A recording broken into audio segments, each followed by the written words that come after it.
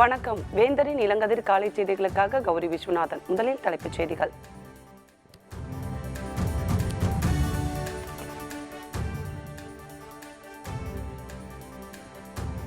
மூன்றாம் கட்ட மக்களவை தேர்தல் வாக்குப்பதிவு 65.71% பதிவான தேர்தல் ஆணையம் தகவல்.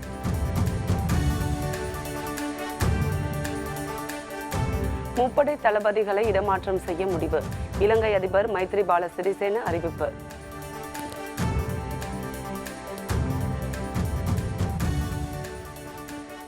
தங்கம் வென்ற தமிழக வீராங்கனை கோமதி. ஐஜேகே நிறுவனர் தலைவர் டாக்டர் பாரிவேந்தர் வாழ்த்து.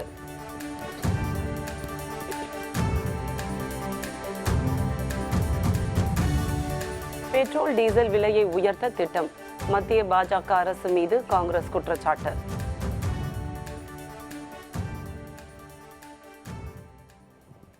17வது மக்களவைத் தேர்தலில் மூன்றாம் கட்ட வாக்குப்பதிவில் மொத்தம் 65.71% வாக்குகள் பதிவாகியுள்ளது. 13 மாநிலங்கள் மற்றும் 2 யூனியன் பிரதேசங்களில் உள்ள 116 நாடாளுமன்ற தொகுதிகளில் மூன்றாம் கட்ட வாக்குப்பதிவு நடைபெற்றது. இதில் அசாம் மாநிலத்தில் 78.29% வாக்குகளும், பீகாரில் 59.97% வாக்குகளும், கோவாவில் 71.09% வாக்குகளும், குஜராத்தில் 60.21% வாக்குகளும் பதிவாகின. இதேபோல் ஜம்மு காஷ்மீரில் மிக குறைந்த அளவாக 12.86% வாக்குகளும், கர்நாடகாவில் 64.14% வாக்குகளும், கேரளாவில் 70.21% வாக்குகளும், மகாராஷ்டிராவில் 56.57% வாக்குகளும் பதிவாகின. ஒடிசாவில் 58.18% வாக்குகளும், திரிபுராவில் 78.52% வாக்குகளும், உத்தரப்பிரதேசத்தில் 57.74% வாக்குகளும், மேற்கு வங்காளத்தில் 79.36% வாக்குகளும், சத்தீஸ்கரில் 65.91% வாக்குகளும் பதிவாகின. யூனியன் பிரதேசங்களான தாத்ரா மற்றும் நாகர் ஹைவேலியில் 71.43% வாக்குகளும், டாமன் மற்றும் டையூவில் 65.34% வாக்குகளும் பதிவாகின. ஒட்டுமொத்தமாக 65.71% வாக்குகள் பதிவானதாக தேர்தல் ஆணையம் தெரிவித்துள்ளது.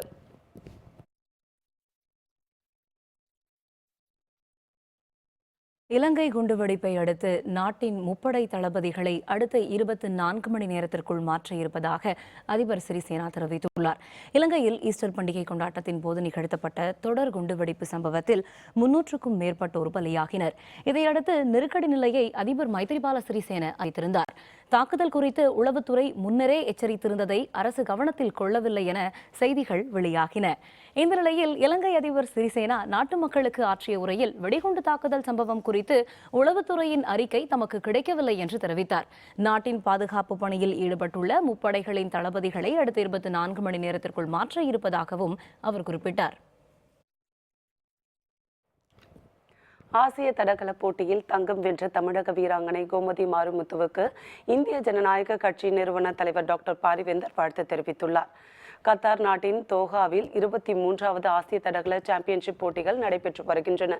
இதில் பெண்களுக்கான 800 மீட்டர் ஓட்ட பந்தயத்தில் இந்திய வீராங்கனை கோமதி மாரிமுத்து 2 நிமிடம் 70 வினாடிகளில் பந்தய தூரத்தை கடந்து தங்கப்பதக்கம் வென்றார். தமிழக வீராங்கனையான கோமதி மாரிமுத்துவுக்கு பல்வேறு தரப்பினரும் வாழ்த்து தெரிவித்து வருகின்றனர். ஐஜேகே நிறுவனர் தலைவர் டாக்டர் பாரிவேந்தர் விடுத்துள்ள வாழ்த்து செய்தியில், ஆசிய தடகள போட்டியில் தங்கம் பதக்கம் வென்ற கோமதி மாரிமுத்து அவர்கள் இனிவரும் காலங்களில் அனைத்து தடைகளையும் தகர்த்தெறிந்து மேலும் பல சாதனைகளை நிகழ்த்த வேண்டும் என வாழ்த்துவதாக குறிப்பிட்டுள்ளார். ஓட்டு எண்ணிக்கை நாளில் பெட்ரோல் டீசல் விலையை 10 ரூபாய் வரை உயர்த்த மத்திய பாஜக அரசு திட்டமிட்டுள்ளதாக காங்கிரஸ் குற்றம் சாட்டியுள்ளது. இதுகுறித்து தனது ட்விட்டர் பக்கத்தில் கருத்து தெரிவித்துள்ள காங்கிரஸ் கட்சியின் செய்தி தொடர்பாளர் ரன்தீப் சிங் கர்ஜேவாலா, கச்சா எண்ணெய் விலை கடந்த 6 மாதங்களில் இல்லாத அளவிற்கு உயர்ந்துவிட்டது என்றும் டாலருக்கு நிகரான ரூபாயின் மதிப்பு சரிந்துவிட்டதாகவும் குறிப்பிட்டார். ஈரானில் இருந்து எண்ணெய் இறக்குமதி செய்ய அமெரிக்கா தடை விதித்துள்ள நிலையில் பிரதமர் மோடி மௌனமாக இருப்பது ஏன் என்றும் அவர் கேள்வி எழுப்பினார். மக்களை ஏமாற்றி ஓட்டு வாங்குவதற்காக ஓட்டு எண்ணிக்கை நாளான மே 23ஆம் தேதி வரை பெட்ரோல் டீசல் விலையை உயர்த்த வேண்டாம் என்று எண்ணெய் நிறுவனங்களுக்கு அவர் உத்தரவிட்டுள்ளதாகவும் அவர் குற்றம் சாட்டினார். பக்கிங்ஹாம் கால்வாயில் உள்ள ஆக்கிரமிப்பு குடியிருப்புகள் ஜூன் 10ஆம் தேதிக்குள் வெளியேற வேண்டும் என சென்னை உயர்நீதிமன்றம் உத்தரவிட்டுள்ளது. பக்கிங்ஹாம் கால்வாய் பகுதியில் உள்ள ஆக்கிரமிப்புகளை அகற்ற வேண்டும் என தமிழக அரசுக்கு சென்னை உயர்நீதிமன்றம் உத்தரவிட்டதை தொடர்ந்து 100க்கும் அதிகமான ஆக்கிரமிப்பாளர்கள் சென்னை உயர்நீதிமன்றத்தில் சீராய்வு மனு தாக்கல் செய்தனர். இதனை விசாரித்த நீதிமன்றம் ஆக்கிரமிப்பை அகற்றக் கோரி ஏற்கனவே பிறப்பித்த உத்தரவில் எந்த மாற்றமும் இல்லை என விளக்கம் அளித்தது. ஜூன் 10ஆம் தேதிக்குள் ராஜா அண்ணாமலைபுரம், கோவிந்தசாமி நகர், இளங்கோத்துவில் ஆக்கிரமித்து கட்டப்பட்ட குடியிருப்புகளை அகற்ற வேண்டும் என கெடு விதித்துள்ளது. ஆக்கிரமிப்புகளை அகற்றி குடிசை மாற்று வாரியம் ஒதுக்கும் இடத்திற்கு மாற்றம் செய்து கொள்ள வேண்டும் எனவும் மறுப்பவர்களுக்கு அரசு நலத்திட்ட உதவிகளை நிறுத்தவும் நீதிமன்றம் உத்தரவிட்டுள்ளது.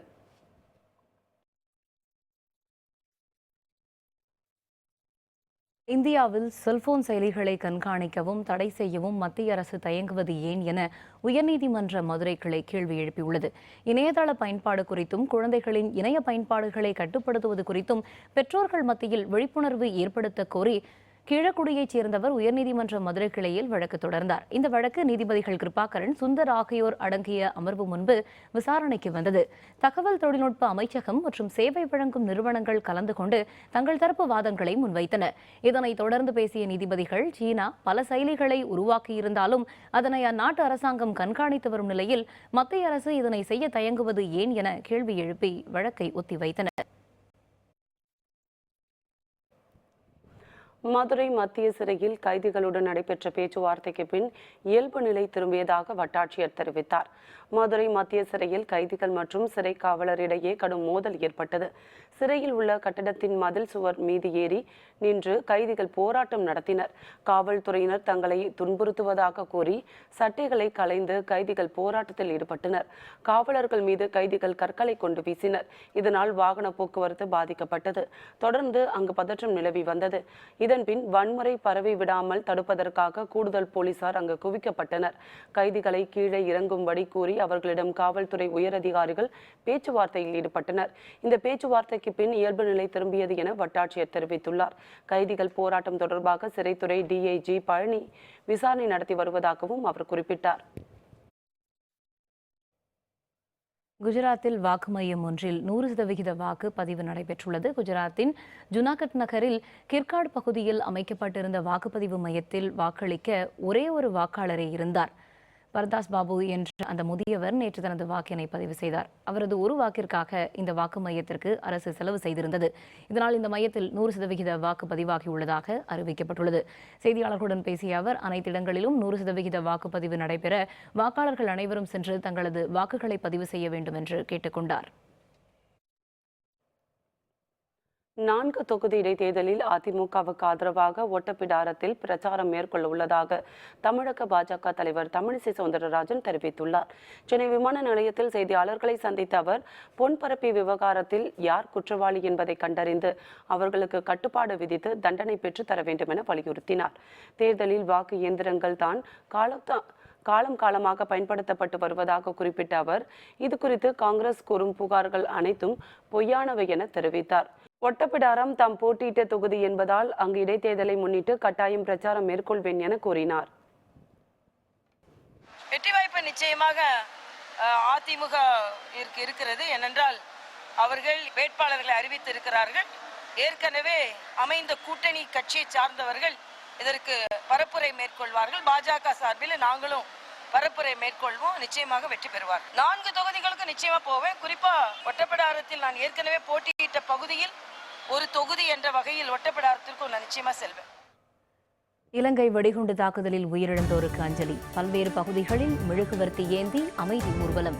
விவரம் விளம்பர இடைவேளைக்கு பிறகு.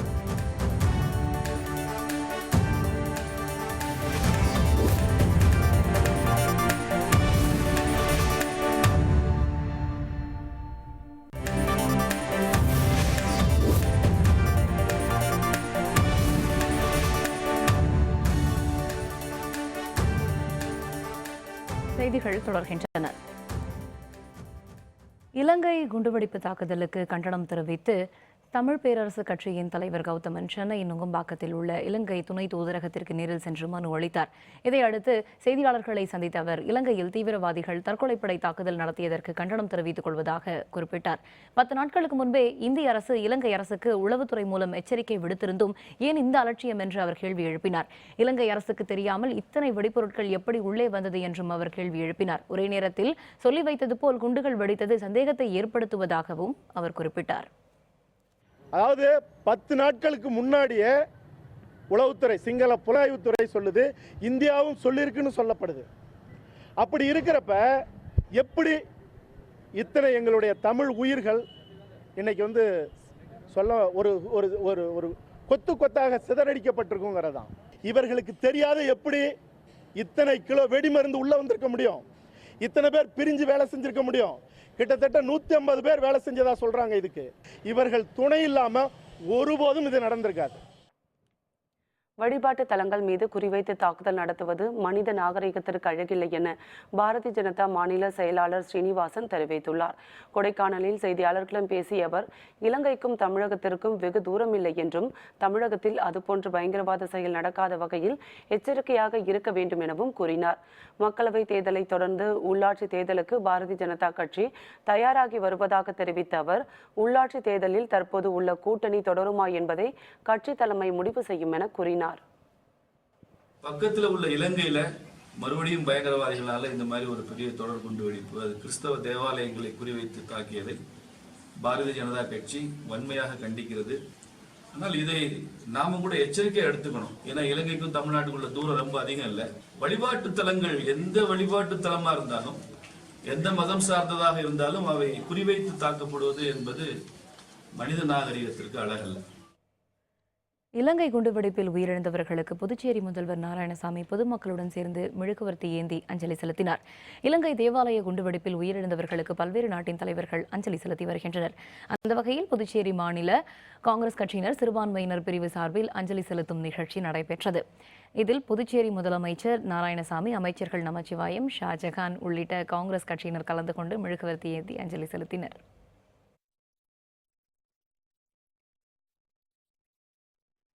இலங்கை வெடிகுண்டு விபத்தில் உயிரிழந்தவர்களின் ஆன்மா சாந்தி அடைய வேண்டி வேளாங்கண்ணி பேராலயத்தில் 1000க்கும் அதிகமான பொதுமக்கள் மெழுகுவர்த்தி ஏந்தி அமைதி ஊர்வலத்தில் ஈடுபட்டனர். வேளாங்கண்ணி தேவாலயம் முன்பு நடந்த இந்த பிரம்மாண்ட ஊர்வலத்தை பேராலய அதிபர் பிரபாகர் துவக்கி வைத்தார். 1000க்கும் அதிகமான கிறிஸ்தவர்கள் மற்றும் பொதுமக்கள் இதில் கலந்து கொண்டு முக்கிய வீதிகள் வழியாக வலம் வந்து வேளாங்கண்ணி கீழ்கோயிலை அடைந்தனர். இதனைத் தொடர்ந்து இலங்கை குண்டுவெடிப்பில் படுகாயமடைந்தவர்கள் பூரண நலம் பெற வேண்டியும் உலக அமைதிக்காகவும் திருப்பலி நடைபெற்றது. இதில் இலங்கை நாட்டை சேர்ந்த அருட்தந்தை அந்தோணிசாமி கலந்து கொண்டார்.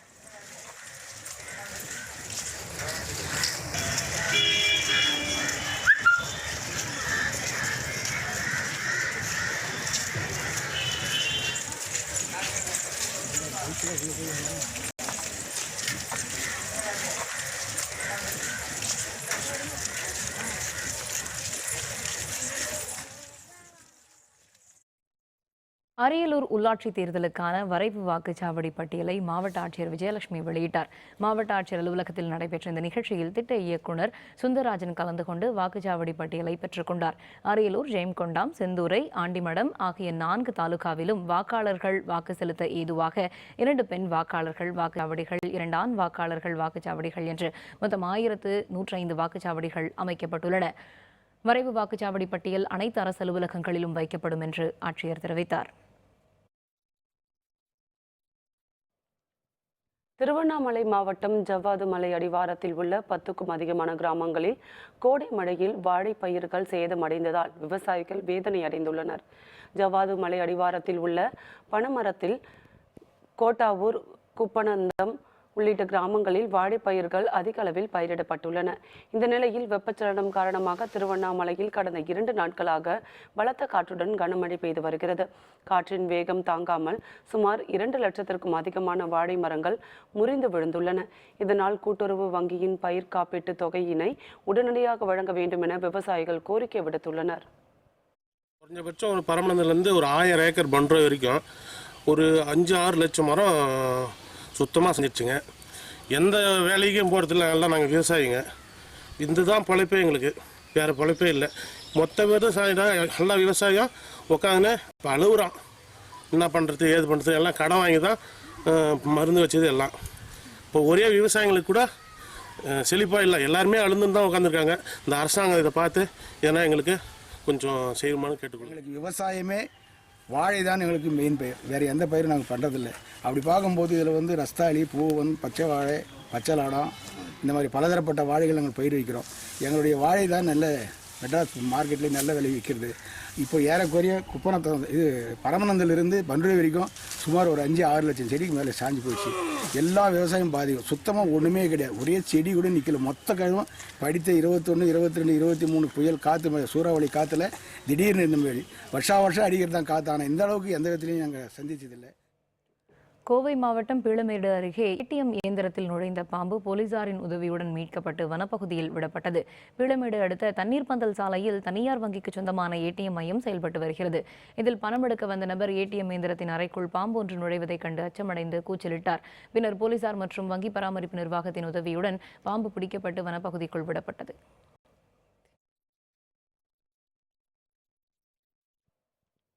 கடலூரில் அருள்மிகு ஸ்ரீ கலியுக முத்து மாரியம்மன் ஆலயத்தில் நடைபெற்ற தீமிதி திருவிழாவில் 500க்கும் அதிகமான பக்தர்கள் கலந்து கொண்டு நேர்த்திக்கடன் செலுத்தினர். திட்டக்குடியை அடுத்த சின்ன கொட்டப்பாளையம் கிராமத்தில் ஸ்ரீ கலியுக முத்து மாரியம்மன் ஆலயம் அமைந்துள்ளது. இக்கோவிலில் கடந்த 16ஆம் தேதி சித்திரை மாத திருவிழா கொடியேற்றத்துடன் தொடங்கியது. இதனைத் தொடர்ந்து காலை மாலை என 2 வேளைகளிலும் அம்மனுக்கு சிறப்பு அபிஷேக ஆராதனைகள் நடைபெற்றன. 7ஆம் நாளான நேற்று முக்கிய நிகழ்வான தீமிதி திருவிழா நடைபெற்றது. இதில் சுற்றுப்பகுதியில் உள்ள கிராமங்களை சேர்ந்த 500க்கும் அதிகமான பக்தர்கள் கலந்து கொண்டு தீ மிதித்து நேர்த்திக்கடன் செலுத்தினர்.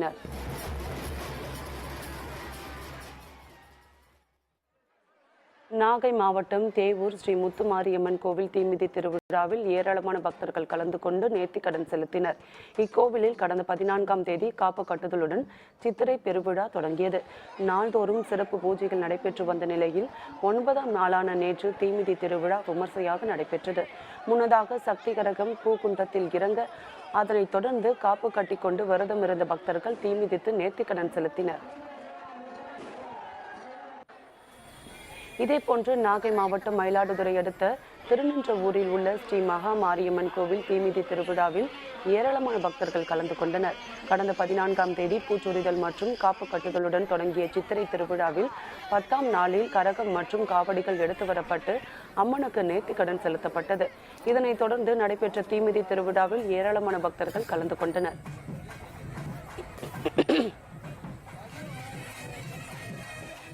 திருவாரூர் மாவட்டம் நன்னிலம் அருகே உள்ள ஸ்ரீ காமாட்சி அம்பிகை சமேத ஏகாம்பரேஸ்வரர் கோவிலில் நடைபெற்ற தெப்பத் திருவிழாவில் ஏராளமான பக்தர்கள் கலந்து கொண்டனர்.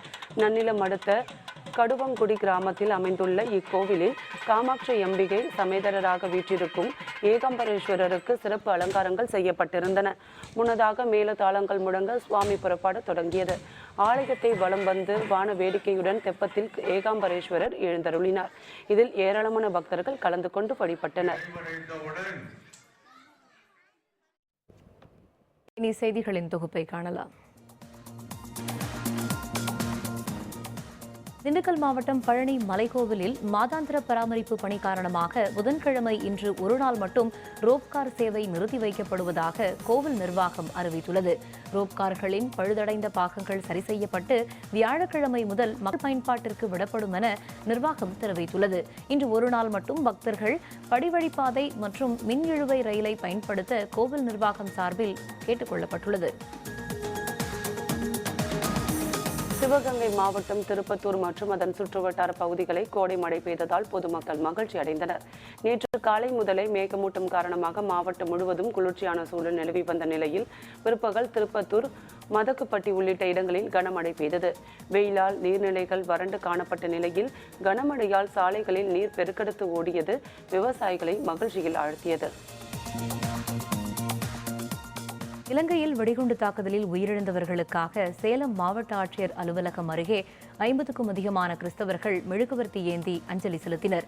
சேலம் மாவட்ட கிறிஸ்தவ சபைகள் பாதுகாப்பு சங்கம் சார்பில் நடைபெற்ற இந்த அஞ்சலி செலுத்தும் நிகழ்ச்சியில் தேவாலயம் மட்டுமின்றி கோவில் மற்றும் மசூதிகளிலும் இதுபோன்ற தாக்குதல் நடைபெறாமல் இருக்க பிரார்த்தனை செய்தனர். புதிய ஓய்வூதிய திட்டத்தை ரத்து செய்துவிட்டு பழைய ஓய்வூதிய திட்டத்தை நடைமுறைப்படுத்த வலியுறுத்தி மத்திய அரசு ஊழியர்கள் மெழுகுவர்த்தி ஏந்தி கண்டன ஆர்ப்பாட்டத்தில் ஈடுபட்டனர். ஈரோடு மாவட்ட தலைமை அஞ்சல் நிலைய வளாகத்தில் நடைபெற்ற இந்த ஆர்ப்பாட்டத்தில் பல்வேறு பகுதிகளைச் சேர்ந்த பொறுப்பாளர்கள் மற்றும் உறுப்பினர்கள் கலந்து கொண்டு அரசுக்கு எதிராக கோஷங்களை எழுப்பினர். சேலம் மாவட்டம் எடப்பாடியில் பிரசித்தி பெற்ற பிரசன்ன நஞ்சுண்டேஸ்வரர் திருக்கோவிலில் நடைபெற்ற சித்திரை தேர் திருவிழாவில் ஏராளமான பக்தர்கள் கலந்து கொண்டு தேரை வடம் பிடித்து இழுத்தனர். ஸ்ரீ தேவகிரி அம்மனுக்கும் நஞ்சுண்டேஸ்வரருக்கும் நடைபெற்ற திருக்கல்யாணத்தை தொடர்ந்து இந்த தேர் திருவிழா நடைபெற்றது. முக்கிய வீதிகளில் தொடர்ந்து 4 நாட்கள் பயணித்த தேரானது நேற்று மாலை நிலையை அடைந்தது.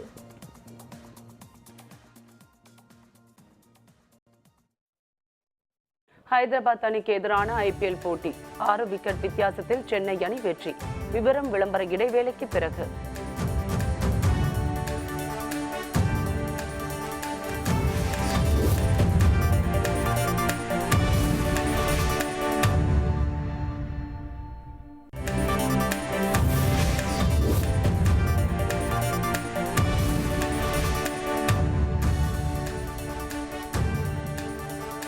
செய்திகள் தொடர்கின்றன. மியான்மரில் விலை உயர்ந்த கற்களை வெட்டி எடுக்கும் சுரங்கத்தில் ஏற்பட்ட நிலச்சரிவில் சிக்கி 50 பேர் உயிரிழந்துள்ளதாக தகவல்கள் வெளியாகியுள்ளன. மியான்மர் நாட்டின் வடக்கு பகுதியில் ஏராளமான சுரங்க பணிகள் மேற்கொள்ளப்பட்டு வருகின்றன. அந்த வகையில் கச்சின் மாநிலத்தை பச்சை மாணிக்க கற்களை வெட்டி எடுக்கும் பணி நடைபெற்று வருகிறது. அவற்றில் ஒரு சுரங்கத்தில் திடீரென நிலச்சரிவு ஏற்பட்டுள்ளது. சுரங்கத்தின் ஆழமான பகுதியில் கற்களை வெட்டி எடுக்கும் பணி நடைபெற்று வருவதால் மீட்பு பணிகளை எதிர்கொள்வதில் சிரமம் ஏற்பட்டுள்ளதாக அந்நாட்டு அரசு தெரிவித்துள்ளது. இதனிடையே ஆழமான பகுதியில் சிக்கியுள்ள பணியாளர்கள் குறித்து எந்தவித தகவலும் கிடைக்காததால் அவர்கள் உயிரிழந்திருக்கலாம் என அந்நாட்டு ஊடகங்கள் செய்தி வெளியிட்டுள்ளன. சன்ரைசர்ஸ் ஹைதராபாத் அணிக்கு எதிராக ஆட்டத்தில் சென்னை சூப்பர் கிங்ஸ் அணி 6 விக்கெட் வித்தியாசத்தில் வெற்றி பெற்றது. IPL தொடரின் 41வது லீக் ஆட்டம் சென்னை சேப்பாக்கம் மைதானத்தில் நேற்றிரவு நடைபெற்றது. இதில் Chennai super Kings Sunrisers Hyderabad அணிகள் மோதின. டாஸ் வென்ற சென்னை அணியின் கேப்டன் துனி பந்து வீச்சை தேர்வு செய்தார். இதையடுத்து களமிறங்கிய ஹைதராபாத் அணி நிர்ணயிக்கப்பட்ட 20 ஓவரில் 3 விக்கெட் இழப்பிற்கு 175 ரன்களை எடுத்தது. மனிஷ் பாண்டே இறுதி வரை ஆட்டமிழக்காமல் 83 ரன்களை எடுத்தார்.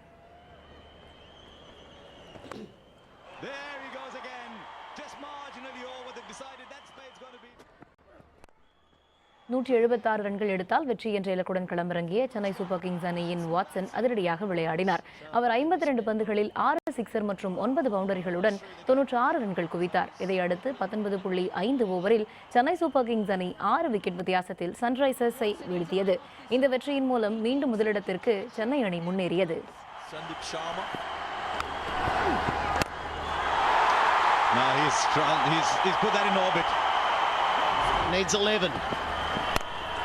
Well, he's 6 of them. He needs 5 more. Everyone's tense. And it only takes one shot. It only takes one shot. Oh, good fielding. Good fielding. Brilliant fielding.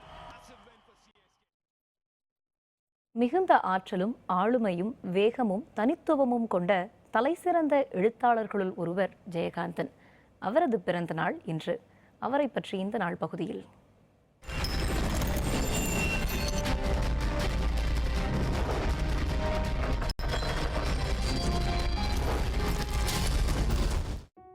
Tamil ரசிகர்களின் நெஞ்சங்களை தன் எழுத்துக்களால் கொள்ளை கொண்டவர்.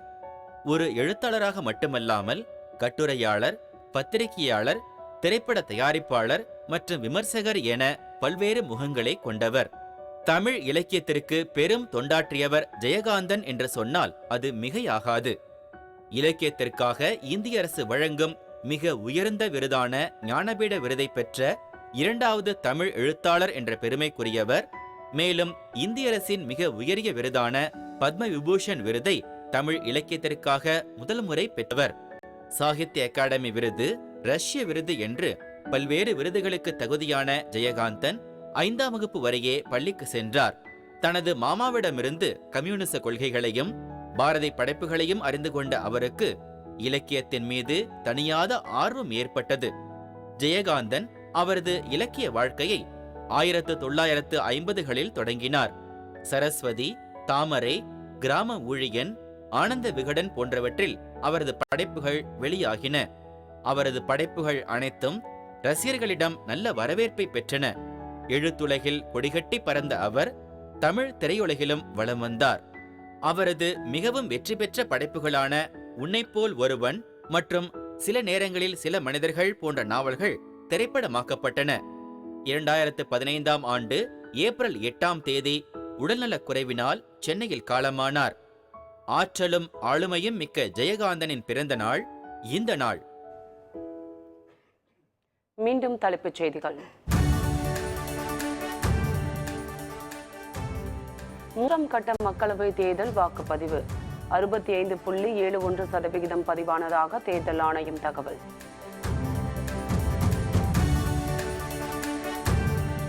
முப்படை தளபதிகளை இடமாற்றம் செய்ய முடிவு. இலங்கை அதிபர் மைத்ரிபால சிறிசேன அறிவிப்பு. தங்கம் வென்ற தமிழக வீராங்கனை கோமதி. ஐஜேகே நிறுவனர் தலைவர் டாக்டர் பாரிவேந்தர் வாழ்த்து. பெட்ரோல் டீசல் விலையை உயர்த்த திட்டம். மத்திய பாஜக அரசு மீது காங்கிரஸ் குற்றச்சாட்டு.